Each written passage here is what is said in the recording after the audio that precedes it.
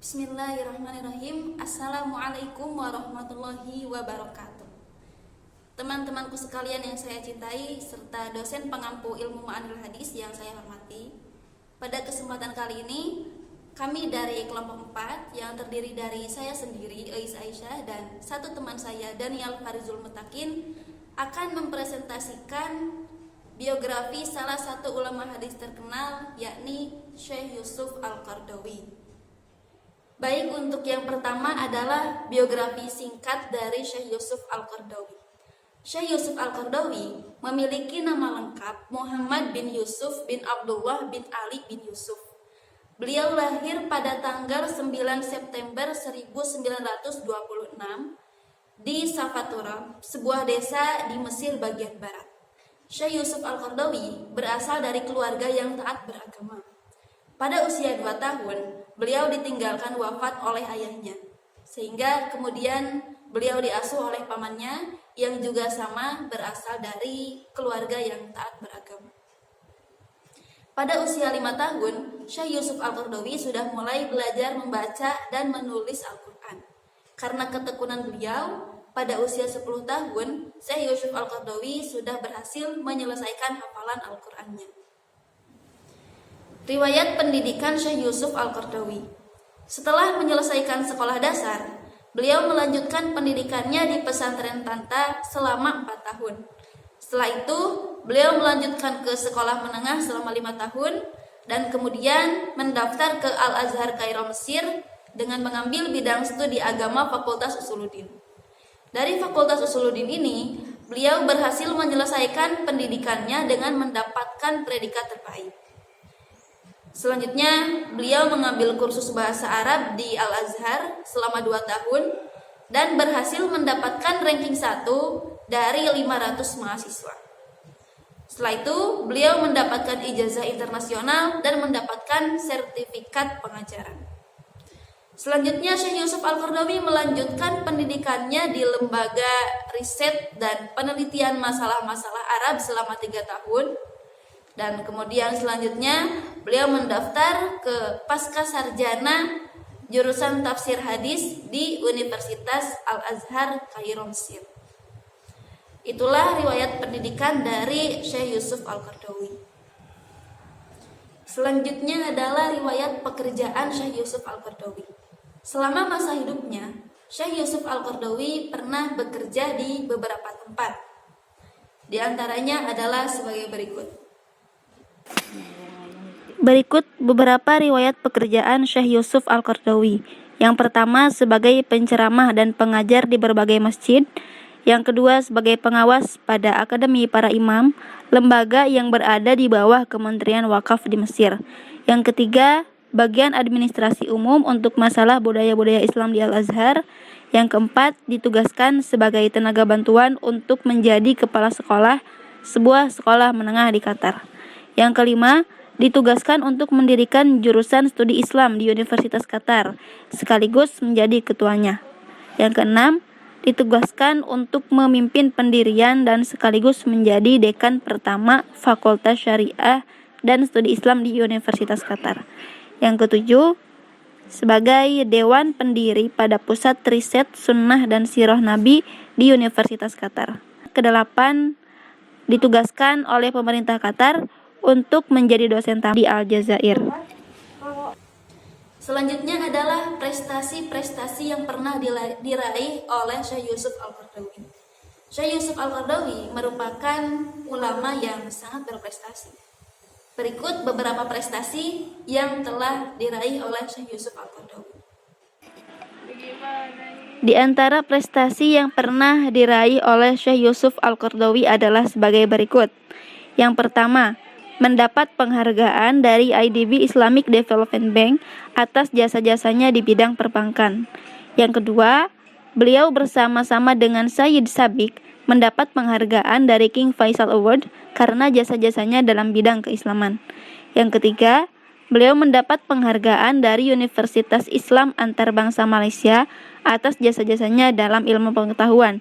Dan yang keempat, beliau mendapat penghargaan dari Sultan Brunei Darussalam atas jasa-jasanya dalam bidang fikih. karya-karya Syekh Yusuf Al-Qardawi. Syekh Yusuf Al-Qardawi merupakan ulama yang sangat produktif. Terdapat banyak sekali karya-karya beliau dan banyak diantaranya yang telah diterjemahkan ke dalam bahasa Indonesia. Berikut beberapa kitab yang telah diterjemahkan ke dalam bahasa Indonesia. Berikut di antara karya Syekh Yusuf Al-Qardawi yang telah diterjemahkan ke dalam bahasa Indonesia. Yang pertama, Al-Khosais Al-Islam, dialih bahasakan dengan judul Karakteristik Islam, Kajian Analitik. Yang kedua, Fi Fiqhil Auliyat Dirosah Jadidah Fi Daw'il Quran was Sunnah, diterjemahkan dalam bahasa Indonesia dengan judul Fikih Prioritas Urus Amal Tertentu. Yang ketiga, Al-Fatwa Bainal Indibat Wat Tasayyub, diterjemahkan ke dalam bahasa Indonesia dengan judul Konsep dan Praktik Fatwa Kontemporer Antara Prinsip dan Penyimpangan. Keempat, Ghairul Muslim Fil Mujtama Al-Islam, dialih bahasakan dengan judul Minoritas Non-Muslim dalam Masyarakat Islam. Yang ketiga, Al-Ijtihad Fi Syariah Al-Islamiyah, yang diterjemahkan dalam bahasa Indonesia dengan judul Ijtihad dalam Islam. Dan masih banyak kitab-kitab yang lainnya yang telah dialih bahasakan ke dalam bahasa Indonesia. Selanjutnya, guru-guru Syekh Yusuf Al-Qardawi. Terdapat banyak sekali guru-guru beliau dan beberapa di antaranya yang terkenal adalah sebagai berikut.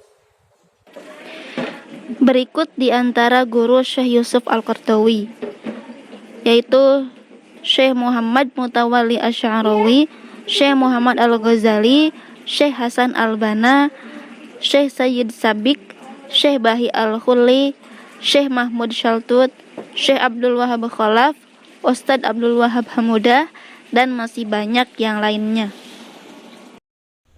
Untuk pembahasan yang kedua, yakni tawaran metode memahami hadis. Pemikiran tentang hadis Nabi menurut Yusuf Al-Qardawi. Sunan Nabi itu memiliki 3 karakteristik, yaitu 1. Komprehensif, atau dalam bahasa Arab kita bisa menyebutnya dengan manhaj syumul.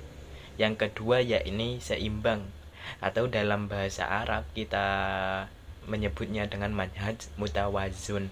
Dan yang ketiga yakni memudahkan, atau manhaj muyassar. Ketiga karakteristik ini akan mendatangkan pemahaman yang utuh terhadap suatu hadis jikalau memiliki pemahaman 3 ini. Di sini saya akan menjelaskan tentang memahami makna hadis yang signifikan.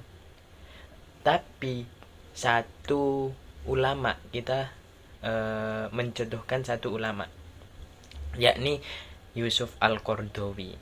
Beliau ini menawarkan 8 prinsip dasar pemahaman terhadap hadis Nabi, yaitu yang pertama, memahami hadis sesuai petunjuk Al-Quran.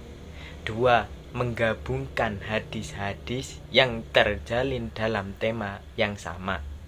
Yang ketiga, menggabungkan atau mentarjihkan antara hadis-hadis yang saling bertentangan. Yang keempat, memahami hadis sesuai dengan latar belakang, situasi, kondisi, serta tujuannya.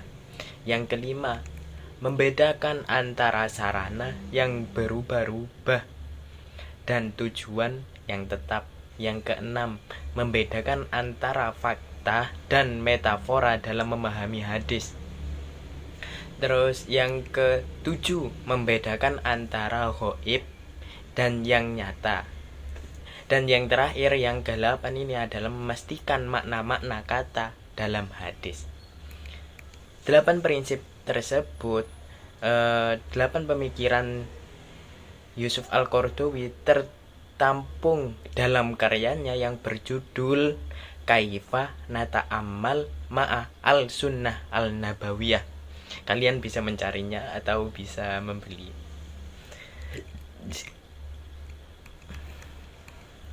Untuk merealisasikan 8 cara tersebut, kita bisa: 1. Meneliti kesohihan hadis sesuai dengan acuan umumnya tentang baik sanad maupun matannya itu baik.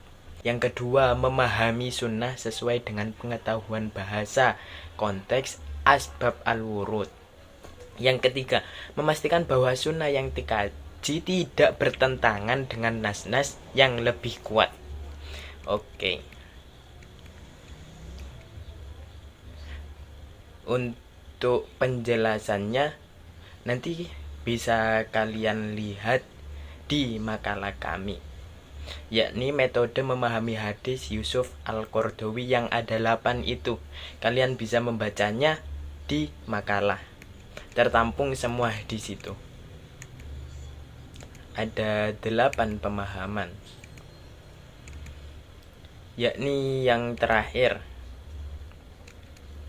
contoh pengaplikasiannya.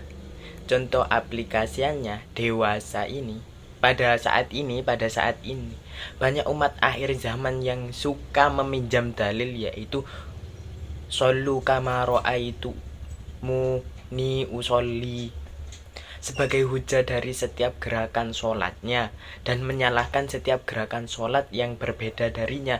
Maksudnya yaitu mereka berdalil pada saat ini, pada zaman ini, bahwasanya gerakanku paling benar dan gerakan orang lain itu yang salah.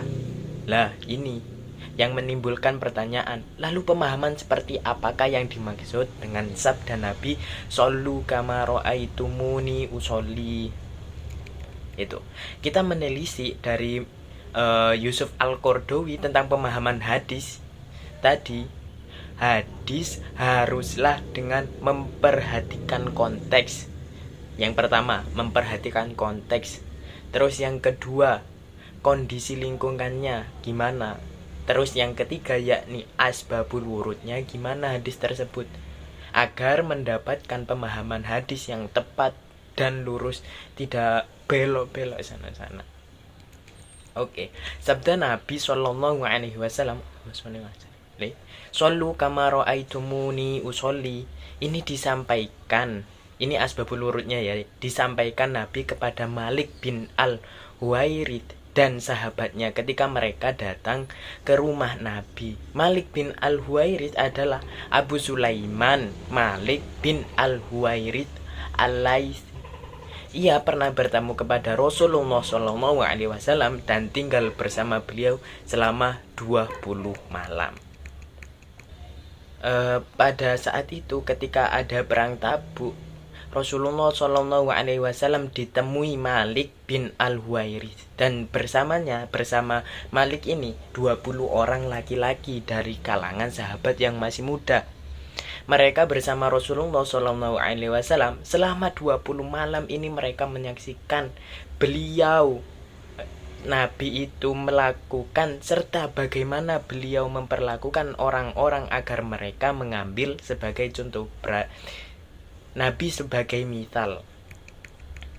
Demikian rombongan yang datang menemui Nabi, mereka mengambil dan belajar sunnah serta prakteknya langsung dari beliau sendiri. Bagaimana beliau berinteraksi dengan orang-orang, berdialog dengan mereka.